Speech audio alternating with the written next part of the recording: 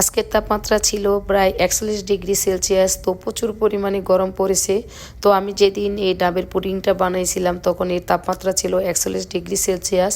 তো নানা সমস্যার কারণে আমি আমার ভিডিওটা আপনাদের মাঝে দিতে একটু লেট করেছি, তাই একটু দেরিতে এই ডাবের পুডিংটা আপনাদের মাঝে শেয়ার করতেছি।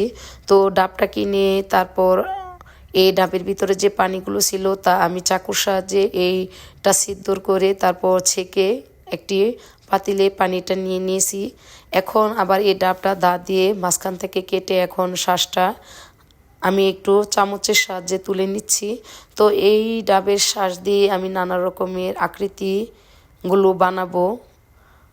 তো চামচের সাহায্যে এভাবে আপনারা অবশ্যই এভাবে ডাবের শ্বাসগুলো তুলে নিতে পারেন এবং বিভিন্ন ধরনের আকৃতি বানিয়ে নিতে পারেন। তো আমি আমার ছোট্ট ভাইয়ের বউ আর আমার ছোট্ট বোন মিলে আমরা এই নারকেলের শ্বাস দিয়ে অনেক রকমের আকৃতিগুলো বানিয়েছিলাম।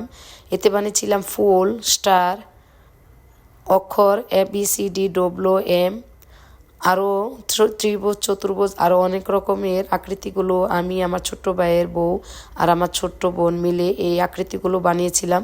তো ভীষণ কষ্ট হচ্ছিল, তো তারপরও বানাতে হাল ছাড়িনি। তো জীবনে প্রথম আমি এই ডাবের পুডিংটা বানাইতেছি। তো দেখা যাক শেষ পর্যন্ত কি হয়। আমরা তিনজনে মিলে এই ডাবের শ্বাসগুলো দিয়ে সবগুলো আকৃতিগুলো বানিয়ে নিয়েছিলাম। তো আপনারা দেখতে পাচ্ছেন এভাবে আমরা সবাই তিনজন মিলে এই সবগুলো আকৃতি বানিয়ে নিয়েছি। তো অনেক সুন্দর হয়েছিল সবগুলো আকৃতি, দেখতেও বেশ চমৎকার লাগছিল। তো এখন বানানো শেষ। এখন আমি এটা ডাবের পুডিং বানানোর জন্য নিয়ে যাব। তো এখন আমি একটা সুন্দর যে প্লেটে আমি পুডিংটা সেট করব সেটার মাঝে দিয়ে দিলাম আমার বিভিন্ন ধরনের যে আকৃতিগুলো আমি বানিয়েছিলাম হাতের সাহায্যে। এখন এই সবগুলো উপকরণ দিয়ে আমি এটা সাজিয়ে নিচ্ছি থালায়। তো আপনাদের ভাইয়ার মন ঠান্ডা করার জন্য আর কলিজাটা ঠান্ডা করার জন্য আমার এই প্রচেষ্টা। তো দেখা যাক আমি শেষ পর্যন্ত আপনাদের ভাইয়াকে এই ডাবের পুডিংটি খাওয়াইয়া কলিজাটা ঠান্ডা করতে পারি কি না। তো এখানে আমি ডাবের পানিতে দিয়ে দিলাম আগার আগার পাউডার 1 চা চামচ, আর দিয়ে দিব চিনি প্রায় 4 চা চামচ। এখানে প্রায় আধা লিটারের মতো ডাবের পানি রয়েছে।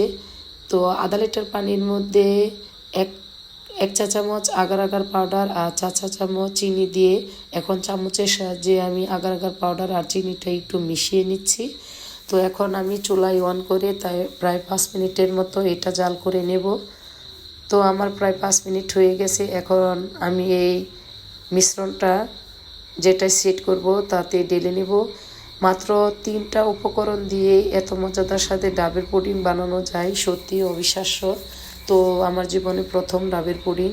তো আমার প্রায় 5 মিনিট জাল দেওয়া হয়ে গেছে। এখন আমি ডাবের যে মিশ্রণটা তৈরি করেছিলাম এখন আমি পাত্রে ঢেলে দিয়েছি। তো চামচের সাহায্যে আমি ডাবের যে পানিটা করেছিলাম তা আমি এখন দিয়ে দিলাম। তারপর আবারও উপরে আরেকটা লেয়ার দিয়ে দিলাম। তো দেখতে বেশ সুন্দর লাগছিল। তো ভাবছিলাম খেতে না জানি কত মজার হয়। আর এত গরমের মাঝে যদি এত ঠান্ডা ঠান্ডা একটা পুডিং থাকে তাহলে তো কোনো কথাই নেই। এটা দেখতে বেশ সুন্দর হয়েছিল।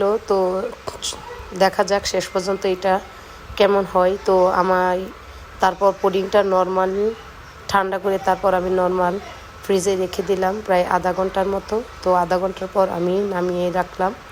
তো অবশেষে আমার পুডিংটা ব্যর্থ হয়েছে। তো আমার পুডিংটা ভালো মতন সেট হয়নি। আমার মনে হয় আগার আগার পাউডারটা ভালো ছিল না, তাই পুডিংটা আর খাওয়া হলো না। আর আমার মতো যে কেউ যেটা জীবনে কখনো করেন নাই তা করতে যাবেন না, তাহলে আমার মতোই অবশেষে পস্তাবেন। তো আমার ডাবের পুডিংটাও খাওয়া হলো না।